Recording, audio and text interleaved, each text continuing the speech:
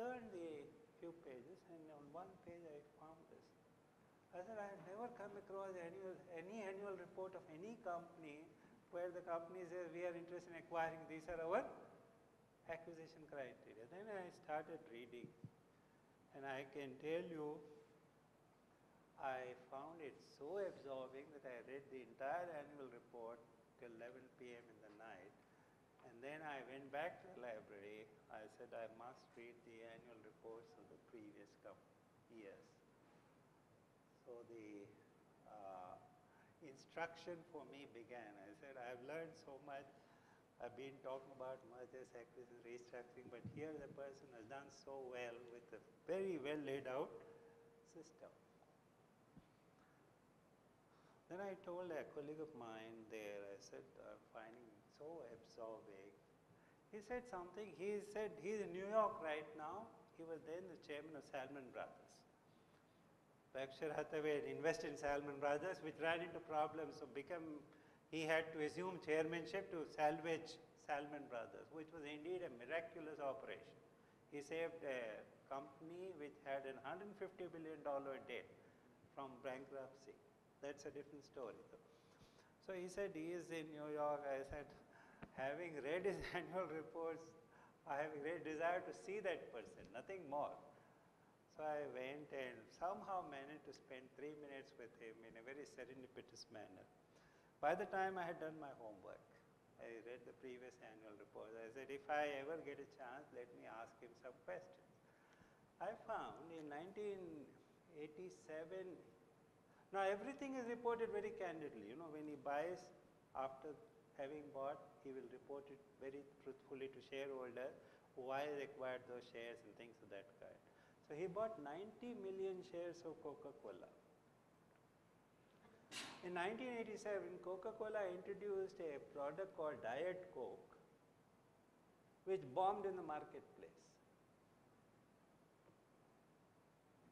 They introduced a new product called Diet Coke, which bombed in the marketplace. The stock market reacted very adversely, and the stock collapsed. At that time, he swept in, bought 90 million shares of Coca-Cola. So I asked him, Mr. Buffett, why did you buy 90 million shares? He said something which is still vivid in my memory. He said, I have been a user of Coke from 1945. Ever since I was a teenager, I have been a user of Coke. And this is 1987.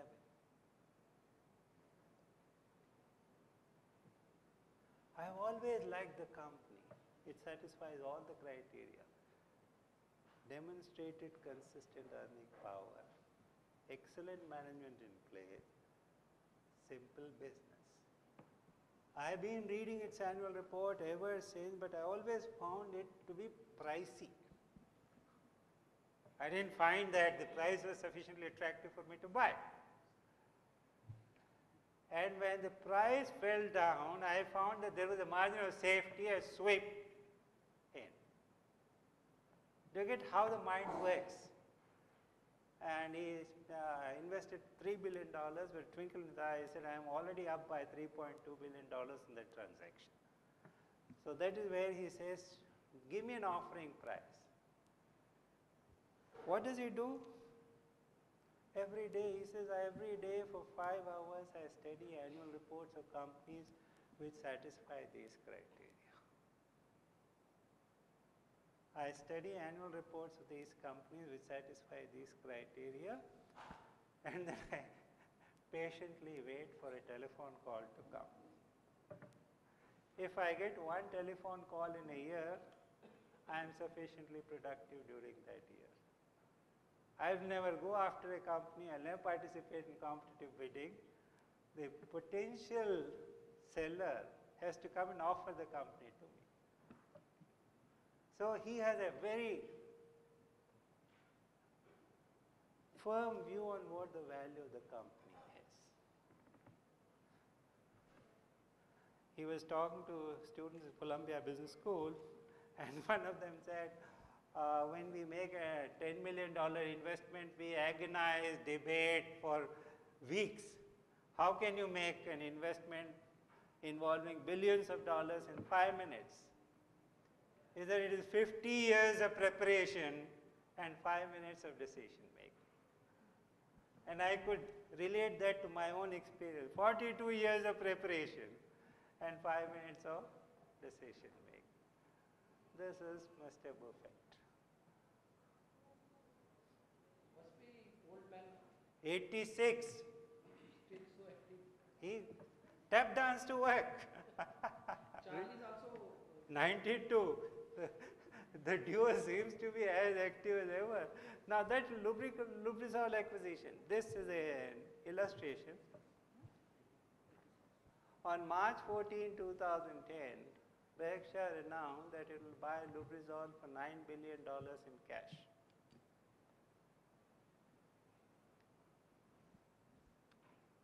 Large company which earned $732 million. Products are easy to understand. We all know Lubrizol, Castrol. Global leader. Management has been in place for a while, run by James Hembrick from 1970s. And remember this transaction? 2010. So here is an outstanding CEO who has been running the company so well.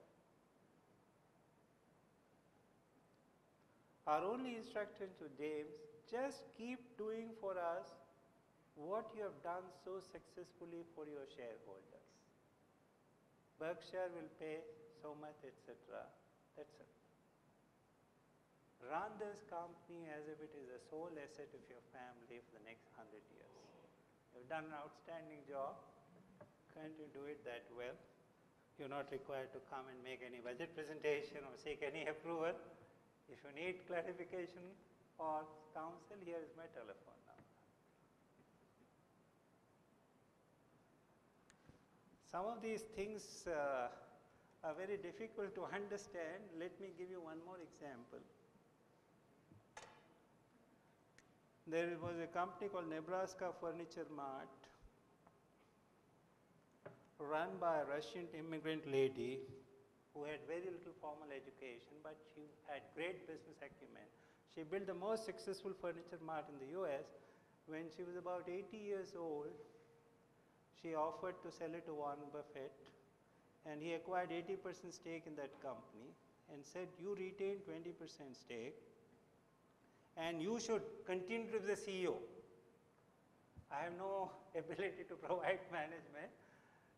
There is no retirement policy in our company. Continue to be the CEO, retain 20% in your family. Your children can work with you. Sure enough, this lady worked till the age of 101. She was the CEO of that company.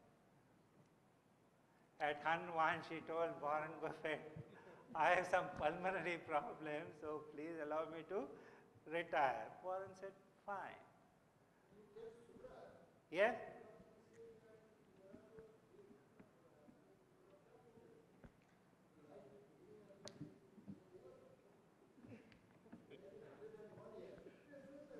Yet. I am coming exactly to that. Now, she died at the age of 102. He had another CEO who was 77 years old. He called Warren Buffett one day. He said, I want to play golf for the rest of my life. I am independently, financially very wealthy. Warren on telephone said, this is your prerogative. I can't prevent you from doing that. But I want to tell you what happened to Mrs. B a year after she retired. He quietly withdrew his resignation. Now, is there a better HR man in the world? Okay. As I said, Mittal Steel was very successful in its acquisitions. These were the criteria Lakshmi Mittal followed. It's a very interesting contrast. Lakshmi Mittal, when he started his career in 1970s in Southeast Asia, acquired underperforming companies which required a managerial overhaul. His focus was on steel. Over a period of time, Mittal Steel built formidable know-how in steel, and he wanted to be the largest global player. Since he was acquiring underperforming companies incurred or steeped in losses, he could do protracted due diligence and negotiation. Master negotiation. Immensely successful as a company in acquiring underperforming business. Just one example will clarify his strategy. 1991, there was a steel company in Mexico which was set up at a cost of $2.5 billion using the DRI technology provided by the Japanese. Unfortunately, after the plant was commissioned, there was a downturn in steel cycle, and this company started losing money from day one. Around that time, government of Mexico was enamored of privatization, and they realized that this company, which was a public sector company, was losing money. They were wedded to privatization, so they said this company is for sale. Hardly anyone evinced interest. It was a company steeped in losses at a time when the steel industry was facing a slump. They invited him. He sent a team which did technical, legal, financial due diligence for 8 months, protracted due diligence. Every day the company is losing money, and here are these people doing all kinds of due diligence. Government of Mexico was tired. He says, finally, tell us what's your offer. He says, I'm going to buy it just for $225 million. I won't be able to pay anything more, and I can pay only $25 million upfront. The balance will be paid in 5 equal installments over a 5-year period. He clinched the deal. That is Mittal style. 8 months of protracted negotiation, tire out your opponent and acquire a company which is in distress. You can see how swift and seemingly effortless completion of deal, because his criteria are very different. I can go on and on.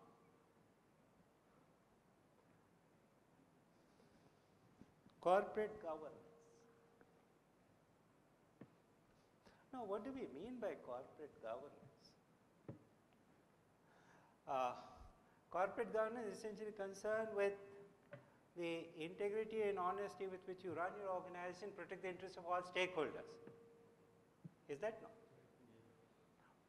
Now, the best code of corporate governance to be found in the owner's manual, and all of you should read that. It's about 14-page, 5-page down. Owner's manual of Berkshire Hathaway.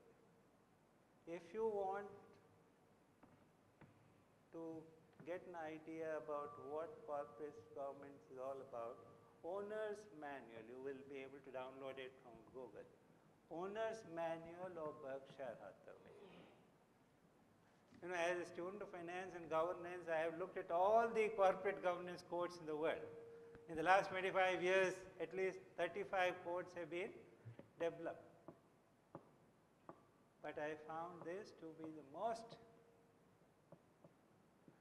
sensible code of corporate governance, very brief, in which he describes how he would run Berkshire Hathaway.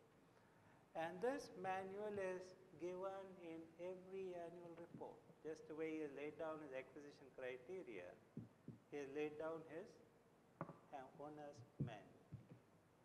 I'll treat my shareholders as owner partners.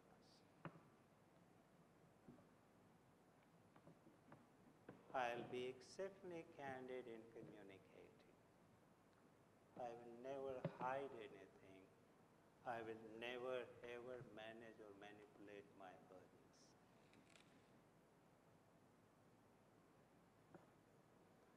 Managing the bottom line is a favorite corporate pastime. I can tell on the basis of first-hand experience. Almost every company tries to massage the annual report in some way or the other. There are some who are very candid, but by and large, one of the favorite pastimes of corporate boards is to massage the bottom line. And there is a psychological reason for that. The annual report is a self-report card. Who prepares the annual report? Who prepares the financial statement? The management does. The auditor only offers an opinion, but the primary responsibility rests with management. So, annual reports are self-report cards, right? Ordinarily, human beings would like to project themselves in a favorable light. We're all human beings. If you are asked to write your annual report or self-evaluation, it is likely to be a glowing self-evaluation. That is why all annual reports have some element of massaging built into that. But here, no managing, nothing. Long-term commitment to shareholders, to lenders, to policyholders, to employees, to vendors, to community at large. Look at his commitment. No retirement policy for any employee. He expects his shareholders to be long-term shareholders. This is the only company in the world where the turnover is only 2% in a year. We measure it in this manner. Let us say TCS has a market capitalization of 435,000 crores, right? Now, if I look at the turnover in TCS shares, every day for 1 year and I aggregate all those numbers, and I may come across days when turnover is 5,000 crore, 2,000 crore, you have all kinds of things, and that may be 435,000 crores, turnover per year may be 600,000 crores. Do you get the point? Turnover is often equal to or higher than market capitalization. It is about 100%. In this case, the annual turnover is just 2% of the market capitalization of the company. Shareholders are not interested in sell. Long-term commitment. Board independence. This is exceptional. We talk about board independence, but here is a company which has tried to provide a mechanism whereby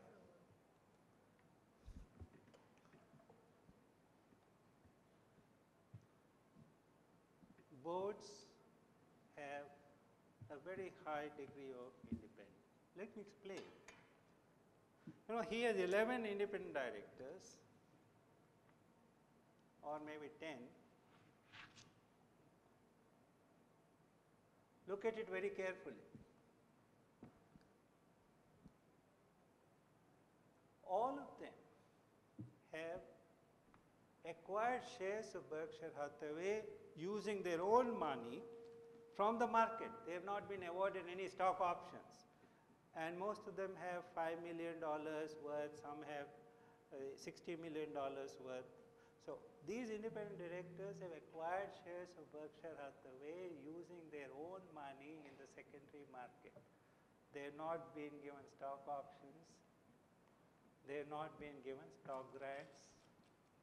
They have not been awarded any shares.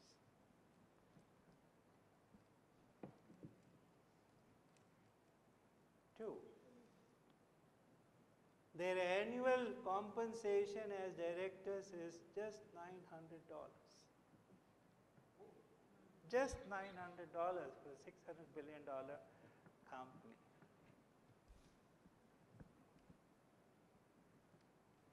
Three, there is no director liability insurance.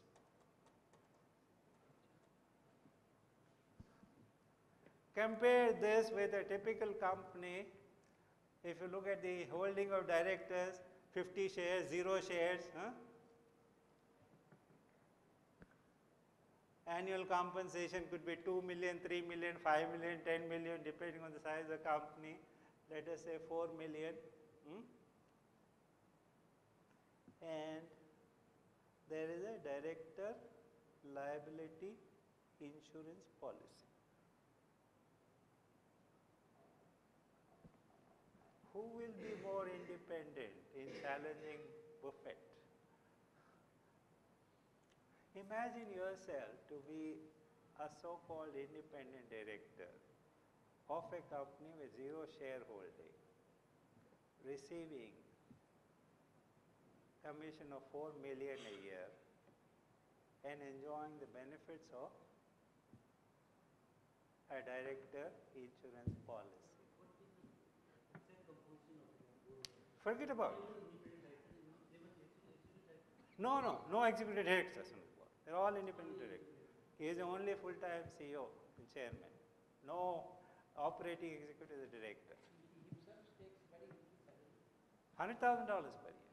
No, the point I am trying to make is that if you have people who, he selects people who have business acumen, who have a significant holding.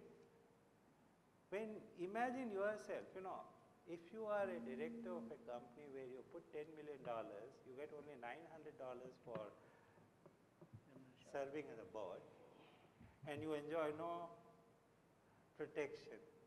You will be hawk-eyed. You will not allow any irregularity to happen in the company because your money is at stake. On the other hand, if you have no holding of shares, if you enjoy a very decent compensation and the protection of a director liability insurance policy, however talented, however honest, however upright you may be, you tend to connive at what the management is doing. So with only $900, there would be dearth of independent directors. Huh? No. People would not like to join because they would be getting a very less compensation. No. So a person who has bought shares and who has business acumen would be happy because then he can make sure that his investment is protected. But in US law, the liability of an independent director would be enormous. Yes. If there is anything.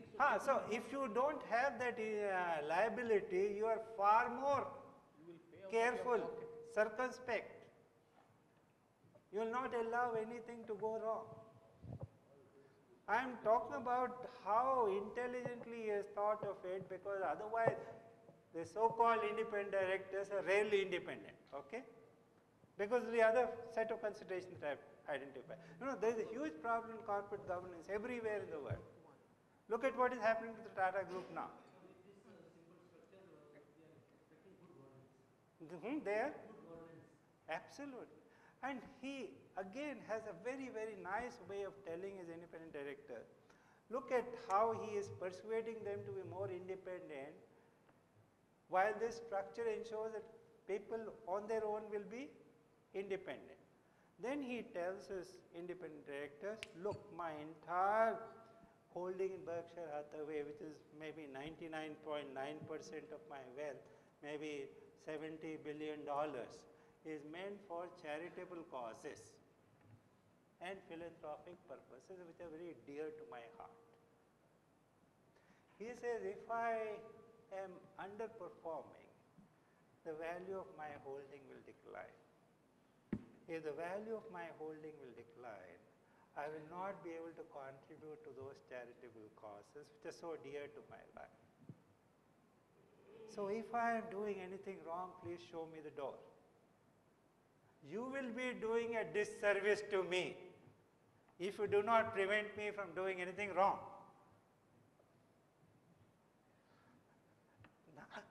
Do you see the way he has ensured that independence? He is about 23%. With 23% holding, he commands complete faith.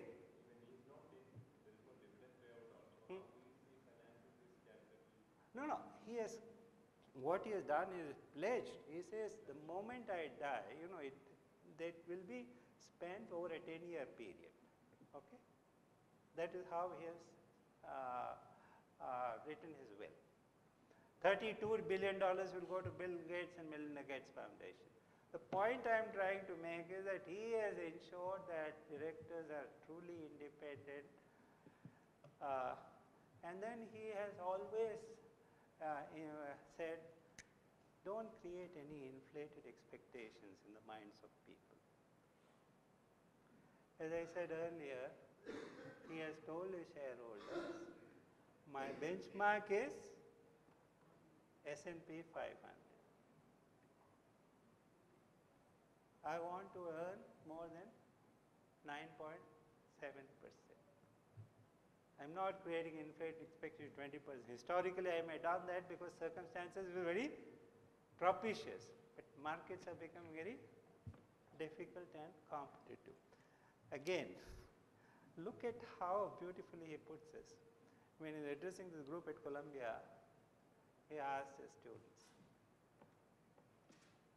what do you look for in a spouse? What do you look for in a spouse? Someone said beauty, someone said brains, someone said qualifications, someone said wealth. He said, you're looking at the wrong thing. And they asked him, what should you look for? He said, look for low expectations in your spouse.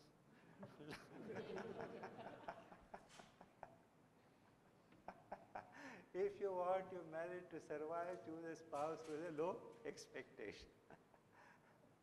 He said, I want my marriage with my investors to survive. So I have created very low expectation. And another very interesting comment. I will never sell any good business at Berkshire Hathaway Homes. In these 50 years, he's acquired 80 odd companies, and he has given that commitment to this lady at Nebraska Furniture Mart. Come what may, we will not sell Nebraska Furniture Mart. Even if someone offers 2 times the value, I'm not going to sell. I believe in trust, long-term relationship.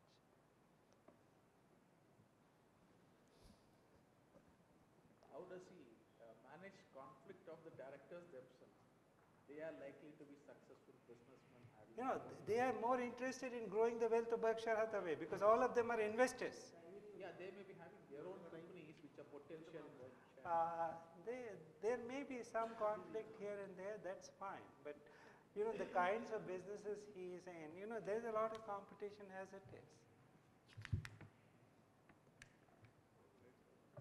As he said in 1966 AGM, he said, we want to, at that point of time, the market price per share was $18. He said, if I grow the value to 36, your gain is 100%, my gain is 100%. The scales will be very different, but percentages will be identical. I'm not going to draw a $5 million salary at your expense. Look at this simple, we want to grow rich with you and not of you. I have not come across such an insightful and profound statement on corporate governance. We want to grow rich with you, not of you. This is Warren Buffett at his best.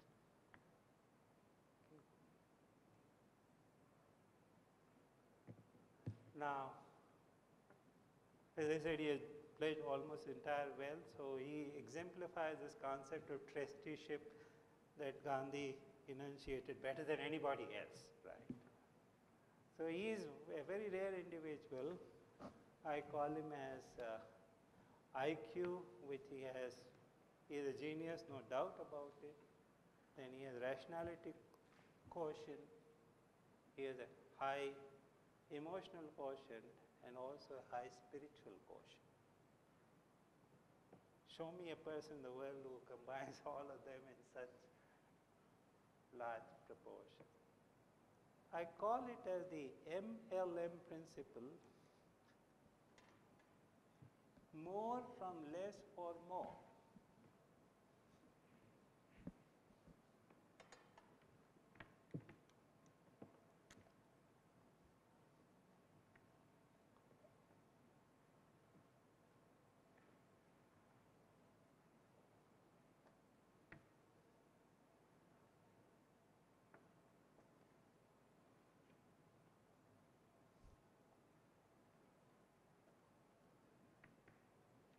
You earn a higher return from a very limited capital. When he started his partnership in 1956, he had $10,000. He had earned higher return, more from less, to benefit more people. Because he has pledged his wealth for health care and education, particularly in poor and developing countries. As I said, I'm writing a paper where I find some very interesting parallels between two unlikely persons, Mahatma Gandhi and Warren Buffett.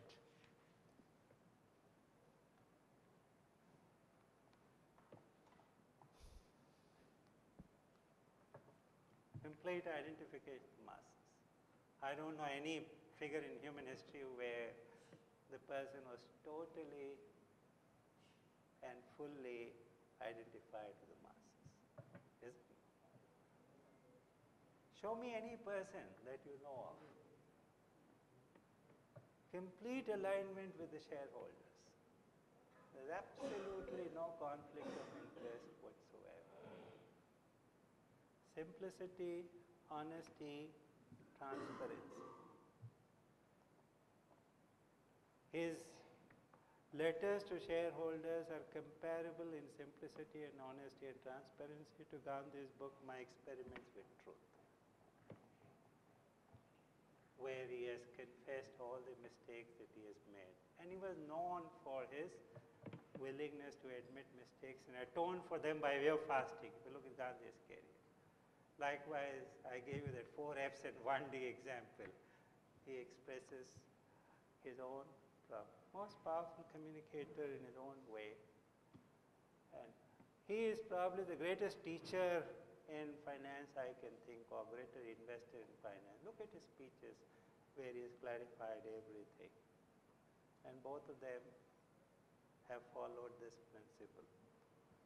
Mahatma Gandhi ran the most successful political campaign in the history of mankind with a shoestring budget of few million rupees to generate or produce a result which is all known. He liberated 350 million people from the yoke of British rule. Today, an MLA will spend more money in a single election than Gandhi must have spent during his entire political career. He was supposed to be the most efficient person. If you look at his letters, you realize. Some time back I was going through one of the volumes. He has written extensively. There are 90 volumes of collected works of Gandhi. And the kind of frugality is exercised at every stage. It is deriving more from limited resources to benefit the largest mass of humanity. So you find a lot of very interesting facts. I'm done. Any questions? No.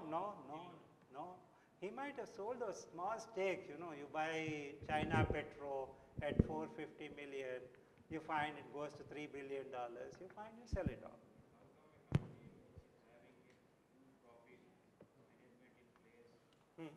No, I'm not talking of selling any of his operating subsidiaries. What do you mean by competition? I didn't get you. Yes. Yes.